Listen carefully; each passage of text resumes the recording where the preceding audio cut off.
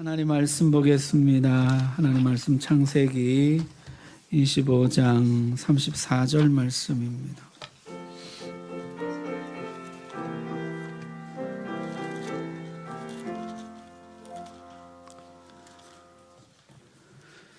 하나님 말씀 봉독할 때 우리 다 함께 자리에서 일어나셔서 34절 말씀 함께 읽습니다. 시작.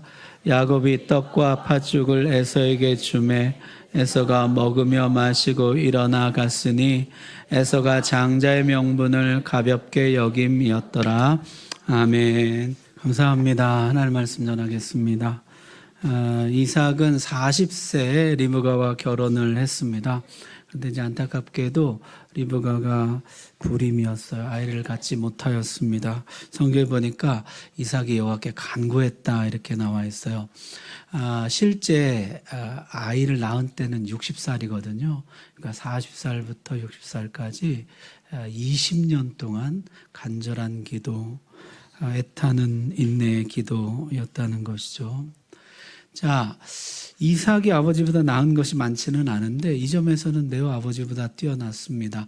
대리모를 찾아서 쉽게 그 약속의 문제를 해결하려 했던 아버지 아브라함과는 달리 이삭은요, 하나님 앞에 20여 년 간절한 기도를 올려드렸다는 것이죠. 아마도 이스마엘로 인한 그 고통을 먼저 경험했기 때문일까요? 이삭은 대리모를 구하는 다른 방법 대신에 하나님 앞에 기도하는 것을 선택합니다.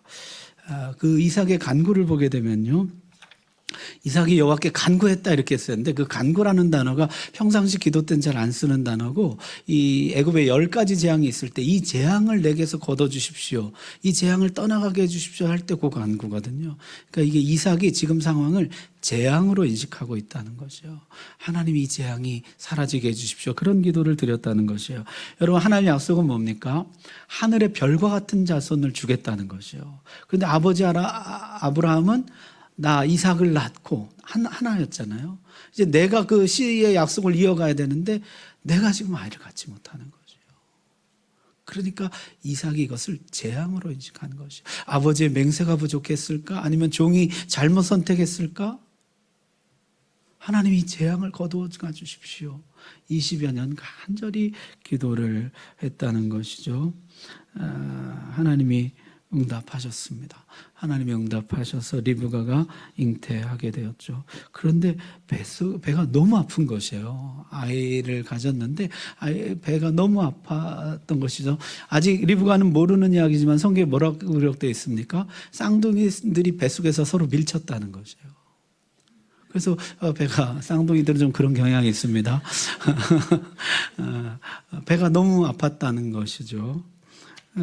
그래서 이 리브가가 이렇게 괴로워서 어떻게 견디겠나 하나님께 나가서 물었다는 거예요. 하나님, 왜 나에게 이런 일이 일어납니까? 그때 하나님이 주신 답이 뭐예요?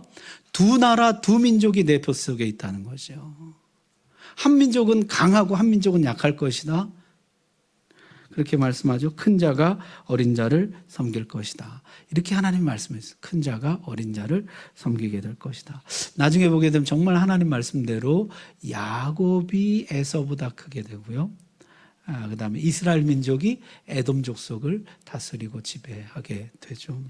자, 큰 자가 어린 자를 섬기리라, 그런 말씀을 주셨는데 이것은 성경에 익숙한 패턴이죠. 지금 이삭 자신도 먼저 난 이스마엘보다 하나님의 선택을 받았고, 이제 곧 태어날 요셉도 어떻습니까? 형들 11명의 형들이 요셉을 향해서 절하는 꿈을 꾸게 되잖아요. 실제 이루어지고, 요셉과 형들, 다윗과 형들도 한번 보십시오. 다윗의 형들 훌륭한 사람들이 많았지만은 하나님은 말제 다윗을 택하죠. 그 형들과 온 백성이 다윗에게 절하게 됩니다. 솔로몬과 형들도 한번 보십시오. 솔로몬 10번째 아들입니다. 그 위에 훌륭한 형들이 많았죠. 그러나 하나님 솔로몬을 선택했다는 거죠. 하나님의 주권적인 섭리예요. 하나님께서 선택한다는 거죠. 여러분, 혹시 여기에 둘째, 셋째, 그 다음에 작은 자, 여러분 너무 걱정하지 마십시오. 하나님이 붙드시면 귀하게 될 줄로 믿습니다. 자, 출산을 했는데요, 진짜 쌍둥이가 나온 것이에요. 진짜 쌍둥이가 나왔는데 첫 번째 나온 애는 보니까 붉고 털이 많았다는 것이에요. 자, 살갗이 붉었느냐 머리털이 붉었느냐 아직도 논쟁입니다. 여기 그림에 보니까 머리털로 표현을 했어요. 살갗이든지 머리털이 붉었어요. 그리고 털이 많았다는 것이요. 그래서 이름을 에서라 했는데 에사브란 뜻은 털복숭이 이런 뜻이에요. 쉬운 말로 하면 털복숭이라 이렇게 이름을 지었다는 것이요. 그 다음 두 번째 나온 아이는 뭐예요? 에서의 발꿈치를 잡고 나왔다는 것이요. 먼저 나가는 형의 발 뒤꿈치를 잡고 나왔다. 발목이요, 히브리어로 아케브입니다. 발목을 잡고 나왔다는 것이죠. 여러분 우리말도 발목 잡았다 이름 뭐예요? 발목 잡았다 좋은 의미입니까? 아니잖아요. 발목 잡았다가 뭐예요? 뒤통수를 치고 뭐 이런 의미잖아요. 그래서 이게 속였다 이런 뜻이에요. 속였다. 그래서 속였다는 단어가 히브리어에 있는데요. 아카브예요. 아카브. 발목은 아케브고. 제가 히브리어 전에 말씀드렸죠. 히브리어는 자음 글자거든요. 모음이 없어요. 이게 똑같은 단어예요. 발목과 속인다는 단어가. 자, 거기에다가요. 점 하나만 찍으면 야코브가 됩니다. 야코브. 야코브는 무슨 뜻이에요? 발목 잡는 자, 속이는 자 이런 뜻이에요. 에서는 털복숭이란 뜻이고 야곱은 발목 잡는 자, 속이는 자 이런 뜻인 것이에요. 자, 이렇게 이 아이들이 자랐는데 그렇게 태어나서 자랐는데 형 에서는 사냥꾼이 됐다 이렇게 말씀합니다. 사냥꾼도 익숙한 사냥꾼, 익숙한 사냥, 하유라, 익숙한 사냥꾼, 사냥 잘하는 사냥꾼이 되었다는 것이요. 산과 들을 마음껏 누비는 자연인이 됐어요. 어디에도 구애받지 않고 들사람이라 그랬는데 마음껏 떠다니는 그런 사람이 되었어요. 반면에 야곱은 목자가 됐습니다. 집에 거주하는 조용한 사람이었어요. 요새 말로 하면 뭐라 그래요? 집순이, 집돌이, 집에 있기를 좋아하는, 항상 집에 있는 얌전한, 내성적인, 조용한 이런 사람이었다는 것이죠. 자, 한 배에서 나왔지만 각각 다른 성향, 기질 갖는 거 흔한 일이잖아요. 그런데 이 집 아이들도 그랬다는 것이죠. 그런데 문제는 부모가 편애를 하기 시작했다는 것이에요. 각각 다른 아이를 사랑했습니다. 자, 오늘 성경을 보니까 이삭은 누굴 사랑했어요? 에서를 사랑했는데 에서가 사냥한 고기를 좋아함으로 그를 사랑하고 리브가는 누굴 사랑했습니까? 야곱을 사랑했다는 것이요. 거기 보면은 이삭의 새로운 면모가 나오죠. 이삭이 사냥한 고기를 좋아했다는 것이죠. 굉장히 미식가였다 이렇게 나오면 음식을 즐기는데 그것도 사냥한 고기. 사냥한 고기와 가축을 도축한 거랑 고기 무슨 차이가 있습니까? 이게 자연을 뛰어다녀서 풍미가 더 좋다 그래요. 그리고 막 뛰어다녀서 지방질이 별로 없고 그래서 고기가 신선하고 맛있다 그래요. 자, 어쨌든 이 이삭이 매우 생소한 면모인데요. 사냥한 고기를 즐기는 미식가였다는 것이죠.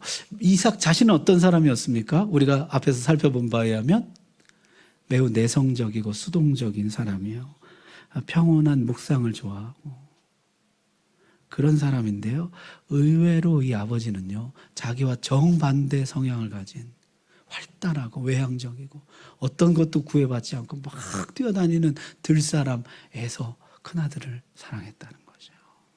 그리고 그가 잡아 사냥해온 고기 먹는 것을 즐거움으로 낙으로 삼았다. 이제 성경이 그렇게 말씀하죠. 반면에 리브가는 어땠습니까? 조용한 야곱을 사랑했다. 리브가 자신은 어떤 성격이었어요? 매우 대범하고 활달한 여성이었죠. 에너지가 넘치는 여성이었어요. 리브가도 역시 자신과 정반대 성향, 조용하고 내성적이고 차분하고 야곱을 더 사랑했다. 이렇게 나옵니다. 여러분 사실 자식 중에 더 사랑하는 자식이 있을 수가 있죠. 그런데 이 부모는 지독한 편애를 합니다. 자, 이 아이들이요 뱃속에서부터 싸웠어요. 서로 밀치고 그래서 막 배 아프고 이랬잖아요. 나올 때도 발 뒤꿈치를 잡고 나왔어요. 그럼 어떻게 됩니까? 부모가 이 아이들을 잘 달래고 조정하고 중재자가 되어서 이 아이들이 화목하게 살도록 도와야 되잖아요. 그런데 이 부모들은 중재자, 조정자가 되는 대신에 아이들 싸움에 휘말려서 서로 편을 먹고 말아버립니다. 두 패로 갈리게 돼요, 집안이. 큰 싸움이 됩니다. 평생 얼굴도 못 보는 사이가 돼요. 심지어 나중에 에서가 야곱을 죽이려고 합니다. 하나님이 개입하지 않았으면 죽였을 것이에요. 서로 죽이는 관계까지 돼요. 이 평생의 이 싸움의 비극의 씨앗이 이 부모의 편으로부터 시작되는 거죠. 뿐만 아니라 하나님의 약속이 엎어질 뻔했죠. 여러분 20년 동안 기도하던 아이가 태어났어요. 드디어 태어났는데 보니까 쌍둥이에요. 하나도 없던 터에 둘이나 생겨서 이삭이 너무 이제 좋고 느슨해진 탓일까요? 방심한 탓일까요? 뱃속에서 하나님이 이미 말씀해 주셨잖아요. 배가 아파서 갔을 때 하나님 뭐라고 하셨습니까? 큰 자가 어린 자를 섬길 것이다 말씀하셨거든요. 하나님의 약속은 작은 자를 통해서 계승될 것이다. 둘째를 통해서 계승될 것이다. 하나님이 말씀해 주셨거든요. 그런데 이삭은 에서를 너무나 사랑한 나머지 하나님의 말씀을 무시하고 에서에게 모든 걸 상속하려고 했습니다. 여러분 저 뒤에 27장에 가면요, 이제 이삭이 에서를 축복하는 이야기가 나오거든요. 눈이 어두워서 이제 에서 목소리만 듣고 축복을 하는데 거기 보면요 정말 다 줍니다. 기름짐, 풍성함, 뛰어남, 복의 근원, 자신이 줄 수 있는 모든 복을 에서에게 줍니다. 근데 사실 그가 누구였어요? 야곱이었죠. 나중에 야곱인 게 드러나게 되고 진짜 에서가 와서 울면서 나에게 줄 복은 아무것도 남기지 않았습니까 아버지. 근데 그게 뭐야? 너는 야곱의 종이 될 것이요 평생 그거에 매여서 살 것이요. 정말 아무것도 안 남겼어요. 다 에서에게 주려고 했어요. 자, 출생 순서보다 중요한 것이 하나님의 뜻이고 세상 기준보다 중요한 것이 하나님의 말씀입니다. 하나님은 아브라함은 이삭에게 계승하라는 하나님의 말씀을 지키기 위해서 이스마엘을 내쫓았는데요. 이삭은 야곱에게 계승하라는 하나님의 말씀을 거역하고 끝내 에서에게 주려고 합니다. 여러분 자식에게 강한 애착을 느낄 수는 있죠. 평생 아버지 그늘 밑에서 살았던 이삭이 자유분방한 에서에게 호감과 애착을 느끼는 것은 어쩌면 자연스러운 것일 수가 있어요. 마음껏 들로 산으로 뛰어다니는 어떤 것도 구애받지 않는 그 에서의 삶의 어떤 매력과 호감을 느꼈을 수가 있습니다. 그러나 그것이 형제 간의 평생의 싸움이 되게 하지는 말아야죠. 그러나 그것이 하나님의 약속을 거스르고 하나님을 거스르는 것이 되게 하지는 말아야죠. 여러분 오늘 설교 제목 뭡니까? 무엇이 중요한데? 진짜 뭐가 중요한 거예요? 내 성향, 내 취향, 내 기호, 내 선호? 여러분 그거보다 하나님의 말씀이 더 중요한 줄 믿습니다. 그게 정말 중요한 것이죠. 자, 결국에는 사건이 터지고 마는데요. 에서가 익숙한 사냥꾼이라 그랬잖아요. 이제 사냥을 하러 나갑니다. 근데 사냥을 잘하는 사냥꾼인데 하필 이제 그날 공을 친 것이죠. 공 치고 아무것도 잡지 못하고 돌아온 어느 날이에요. 얼마나 격렬한 사냥이었는지 성경에 보니까 심히 피곤했다는 거예요. 완전히 소진됐다는 것이에요. 하루 종일 사냥하고 와서 완전히 소진되고 기진맥진한 채로 들어왔어요. 여러분 이런 때가 어떤 때예요? 남에게 조종당하기 쉬운 때죠. 그때 야곱이 뭐하고 있었어요?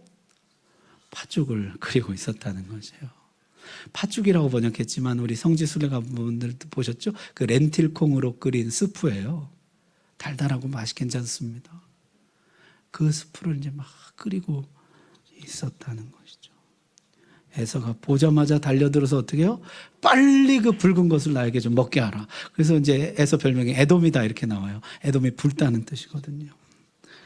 자, 빨리 그것을 좀 나에게 좀 달라 먹게 하라. 그러면 여러분이 동생 야곱 같으면 어떻게 하겠어요? 보통 동생이면 형 먹어 이러고 줄 거 아니에요? 아씨 내 것도 없는데 뭐 이러고 그래도 좀 나눠주잖아요. 야곱이 뭐라 그러냐면요, 먼저 장자의 명분을 내게 팔라. 이렇게 말하는 것이요. 장자권 나에게 팔라고. 매우 오랫동안 준비한 사건이라는 뜻이죠. 장자권 나에게 팔아라. 그럼 주겠다는 것이요. 자, 그러면요, 에서가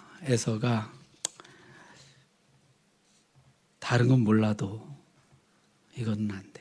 이거는 할아버지, 아버지께로부터 내려온 하나님의 약속이야. 내가 다른 거 줄게.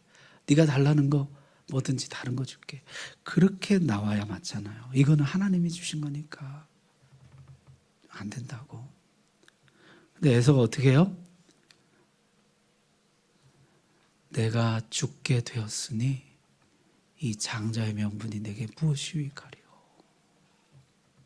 이 에서란 사람은요, 지나친 과장과 경솔함을 겸비한 사람이에요. 배가 고프기는 하겠지만 하루 굶는다고 죽지 않잖아요. 자기가 배고파 죽을 지경이라는 것이 지금. 이깟 장자의 명분 따위, 이깟 하나님의 축복의 약속 따위 나에게 무슨 소용이 있겠느냐. 여러분, 장자권이라는 것이 뭡니까? 가문의 약속과 축복을 이어받는, 상속하는 특권이거든요. 여러분, 신명기법에 보면 유산도 2배로 받게 돼 있어요. 근데 이 녀석이 이까짓 게 나한테 무슨 상관이냐고. 내가 지금 배고파 죽겠는데. 그랬더니 야곱이 뭐라 그럽니까? 맹세부터 먼저 해라. 이 사람 대단한 사람이에요. 나한테 넘겼다고 맹세하라는 것이요. 그냥 주는 걸로 안 돼요. 하나님 앞에서 지금 맹세하라는 것이요. 다혈질, 과장, 그게 에서의 특징이라면요, 야곱은 냉정하고 교활합니다. 에서가요, 서슴없이 맹세하고 장자권을 넘겼다는 것이요. 그리고 그는 팥죽을 얻었습니다. 많은 것을 내주고 적은 것을 얻었어요.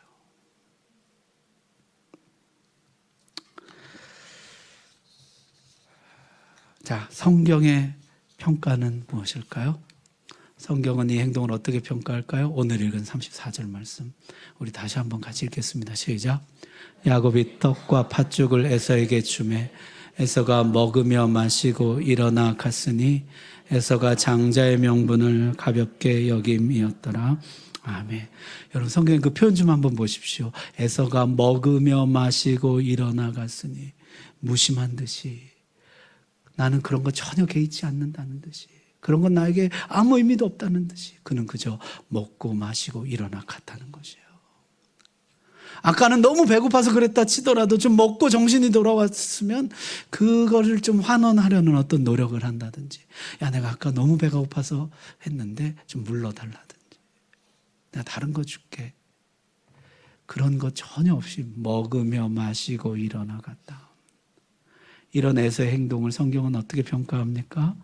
에서가 장자의 명분을 어떻게 여겨요? 가볍게 여김이었더라. 신약 성경에 와서도 똑같이 평가합니다. 음행하는 자와 한 그릇 음식을 위하여 장자의 명분을 판 에서와 같이 망령된 자가 없도록 살피라. 신약 성경에 오면요, 그를 가리켜 망령된 자라 이렇게 부르고 있어요. 한 그릇 음식, 눈앞에 한 그릇 음식 때문에 하나님의 약속을 팔아버린 사람, 하나님의 축복의 약속을 내팽개친 사람, 성경이 볼 때 망령된 사람이라는 것이요. 자, 정말 중요한 것이 뭔지를 모르는 사람, 진짜 중요한 건, 여러분, 한 그릇 음식 때문에 망하는 게 아니거든요. 그거 안 먹는다고 죽는 게 아니거든요. 값진 것을 잃어버렸다는 것이요. 광활한 산과 넓은 들판을 뛰어다니면서 이 자유분방한 에서는요, 어떤 것에도 매이기를 원치 않고 갇히기를 원치 않았어요. 그것이 하나님의 말씀일지라도, 하나님의 축복일지라도, 하나님일지라도 어디에도 갇히거나 매이기를 원하지 않았습니다. 하나님께 매이는 것은 아무 다른 것에도 매이지 않는 길이요, 하나님 말씀에 갇히는 것은 아무 다른 것에도 갇히지 않는 길인 것입니다. 그런데 에서는요, 한 그릇 가치관을 가지고 있어요. 당장 내 눈앞에 보이는 이게 눈에 보이지 않는 하나님의 약속보다 더 낫다는 인식을 가지고 있는 것이에요. 눈앞의 이익이 하나님의 축복의 약속보다 낫다는 것이죠. 여러분, 지금도 에서의 이 가치관이 지배하고 있습니다. 한 그릇 음식 가치관. 많은 젊은 사람들, 제가 요새 그런 염려가 들어요. 우리 신앙 생활하며 주님을 섬겼던 믿음의 선배들이 이제 한 분, 두 분은 대하시고 천국 가시고 이러시는데, 젊은 사람들은요, 주일 예배 드리는 것보다 가족여행 가고 놀러 가는 것을 귀하게 여깁니다. 주일 예배 지키는 신앙이 없어지고 있어요. 여러분, 그 눈앞에 이익이죠. 하루 더 논다고 엄청 노는 거 아니에요. 예배 드리고 가도 될 건데. 하나님께 헌금 드리는 것을 아까워합니다. 11조를 못합니다. 여러분, 11조는요, 하나님이 내 모든 소득을 주셨다는 믿음의 고백이요, 이 모든 소득을 하나님 뜻대로 사용하겠다는 헌신과 결단이거든요. 그런데 한 그릇 음식 때문에 못하는 것이에요. 여러분, 한 그릇 음식 때문에 죽고 사는 것이 아니에요. 장자권 팔지 말라.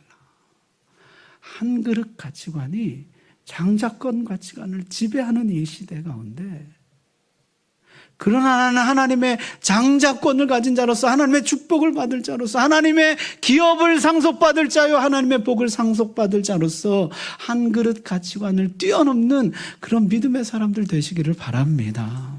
특별히 우리 중고등부 학생들, 청년들, 어려서부터 11조 하는 것을 배워야 돼요. 연습해야 돼요. 나이 들면 아까워서 못해요. 지금부터 훈련해야 돼요. 이게 하나님 거라는 걸 알아야 돼요.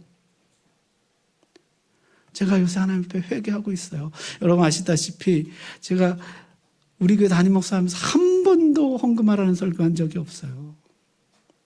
저는 그것이 돈에 얽매이지 않는 목사의 모습이라고 생각해 왔는데, 요새는 그런 생각이 들어요. 11조를 내가 안 가르쳐서 우리 성도들이 이렇게 어렵게 사는구나. 내가 꽤나 좋은 목사인 척 행세했지만은 진짜 그거를 드려야 복을 받는 건데 오히려 내가 그 걸림돌이었구나. 하나님 나를 불쌍히 여겨달라고. 이렇게 믿음 없는 한 그릇 가치관을 가진 성도들을 내가 만들었다고. 자, 여러분, 야곱에 대해서는 성경이 여기서는 아무런 평가도 하지 않습니다. 그러나 하나님이 다루시죠. 야곱의 교활함을 뛰어넘는 훨씬 더 교활한 라반을 만나게 됩니다. 거울 치료죠. 그의 악에서 나의 악을 보게 하시는 것이에요. 야곱의 거짓말을 훨씬 뛰어넘는 더 무서운 거짓말들을 듣게 돼요. 레아를 주겠다고 아내를 바꿔요. 라헬을 주겠다고 레아를 줘요. 아들 요셉이 죽었다는 거짓말을 듣게 됩니다. 자, 정리해 보겠습니다.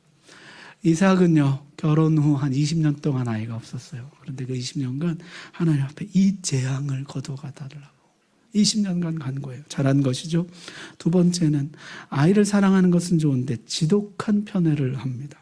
완전히 두 편으로 나눠질 정도의 편애를 했어요. 그것이 형제들 간의 평생 싸움의 씨앗이 되고 마침내 하나님의 말씀도 거역하고 에서에게 모든 것을 상속하려고 하는 지경에 이르게 된 것이죠. 이삭의 이런 가치관은 고스란히 아이들에게로 갑니다. 이 에서는요, 경솔하고 망령되고 야곱은 교활하고 이기적인 아이가 됩니다. 하나님은 이 둘을 이제 다루시죠. 여러분, 이 가정은요, 정말 중요한 것들을 잃어버립니다. 부부의 행복, 자녀들의 우애, 하나님 약속의 순탄한 성취 모두 잃어버려요. 여러분, 무엇이 중요한 것입니까? 사냥한 고기, 내 성향에 맞는 아이, 과도한 자유분방함, 교활하고 이기적인 삶. 무엇이 중요한 것이에요? 무엇을 얻고 무엇을 잃어버린 것입니까? 여러분, 오늘 주님 앞에서 한번 깊이 생각해 보십시오. 나는 이 선택으로 무엇을 얻고 무엇을 잃는 것인가? 무엇이 정말 중요한 것인가? 이삭이 하나님의 말씀을 선택했더라면 그 가정은 얼마나 달라졌을까? 주님 말씀대로 사는 것이 가장 중요하고 바르고 빠르고 복된 길인 줄 믿습니다. 우리 다 같이 기도하겠습니다.